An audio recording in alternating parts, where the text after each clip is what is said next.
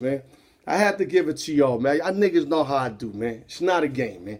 It's not a game. Let me get into the topics. We're going to start off with boxing last night as welterweight Keith Thurman faced Joselito Lopez. Let me go over Thurman. Let me go over Lopez. Keith Thurman was 28-0 with 22 Ks before this fight, a.k.a. one time. And, he fights orthodox, and he had a 22-month layoff. And as for Joselito Lopez, he's 36-7, 19 knockouts, and been knocked out 3 times before this fight. His AKA is Riverside Rocky, welterweight, also unorthodox. And the line was minus 10,000 for Keith Thurman. I kind of weird. They didn't even have the line on William Hill app. Like, I was like bugging, like, how you ain't got that app? But, it was a good fight. Thurman put him down in the second. Joselito caught him in the mid-rounds, got him a little dizzy, but couldn't finish him. Great fight overall. Majority decision for Keith Thurman. The scores was 113, 113. One judge had it a draw. The other judge 115, 111. The other judge 117, 109. And Keith Thurman threw 899 punches, landed 247 for a 28% percentage. And Joselito had 513 attempts with 117 landed, 23%. And good fight. Thurman won majority decision. And Thurman, you got to keep going at it because, I know you was a little, rusty, but you got to step your game up because you got Crawford and all these dudes. And if you show up like that, they're laying you the fuck out, man. Now we going to the NBA. We're going to go to my man, James Harden. I can't ignore what James Harden has been doing. Let me give you an example. Last 5 games, James Harden has scored a total of 239 points, which is an average of 47.8. Last 4 games before that, prior, 204 points, which is averaging 51. His season average is 36.2, 8.2 rebounds, 6.5 assists, or I might be saying it backwards, 8.2 assists, 6.5 rebounds. Hall of MVP type of year. I was going to say Hall of Fame type of year. No. MVP type of year. Now, my questions to you guys, because I want to involve y'all in this. I really do. Now, a lot of y'all going to say, Harden scoring that much because he's gunning, he's doing that. First of all, there's no Chris Paul, no Capella. So he does have to shoot more. But what I have acknowledged about James Harden is that they've been double teaming him every game. So he's actually scoring these points being double teamed the majority of the times. Because there's no other scorer. I mean, who you going to go to? Gerald Green? P.J. Tucker? Eric Gordon? I mean, maybe Gordon, but all them other dudes is like suspect. Super suspect. So James Harden is proven, at least to me, that he could be one of the top 5 scorers of all time in his prime years. Right now, he's still in his prime years. Now, I got a question for you guys. Is James Harden a better scorer than Kobe Bryant? Not player. Take the defense side away. Scorer. I want you to comment on my post.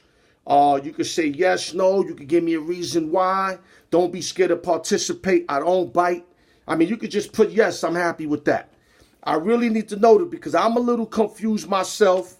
Because, both of these dudes, they do their thing. Let me give you James Harden's 5 best years in the NBA that I pulled up.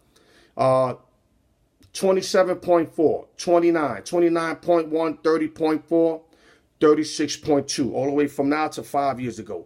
Now, Kobe Bryant, I pulled up from 202, 203, all the way to 207, where Kobe Bryant had averaged 27.6. No, let me go back. He averaged 30, 24, 27.6, 35.4, and 31.6. So the question of the day is, who's a better scorer, James Harden or Kobe Bryant? I expect to hear from you guys. This gets tossed out. Next subject, we going to MLB. We going to my man, big time, Mariano Rivera, a.k.a. the Sandman. I really don't know where to start with my boy right here. All I got to say that he's the best ever. Let me give y'all some numbers. His career numbers was 82 wins, 60 losses, 652 saves, the best all time. He could have had at least 750 if he wanted to continue playing. But, he left on top of his game. He had a 2.21 earned run average for the Sandman, Mariano Rivera, 13-time All-Star, 5-time champion, World Series MVP, American League Championship Series MVP, 5-time Rolex Relief Pitcher of the Year. Now I'm going to the postseason. You thought those numbers were wicked. Look at his postseason record. 8-1 with a 0.70 earned run average. That is almost like the closest to automatic that you could get to. That's like you got to lead 6-5 in the ninth, you give him the ball game. You up 7-5, 1-0, give him the ball game. Mariano, for a guy that didn't look like a closer, skinny, you never knew he threw hard. And the funny thing about him, he really only had one pitch, which was the cut fastball. But what people fail to realize is he could throw that cut fastball in 5 different ways, from velocity to movement. And he controlled all those pitches, because he had me fucked up for a while, where I was like, how the nigga got one pitch and get motherfuckers out all day?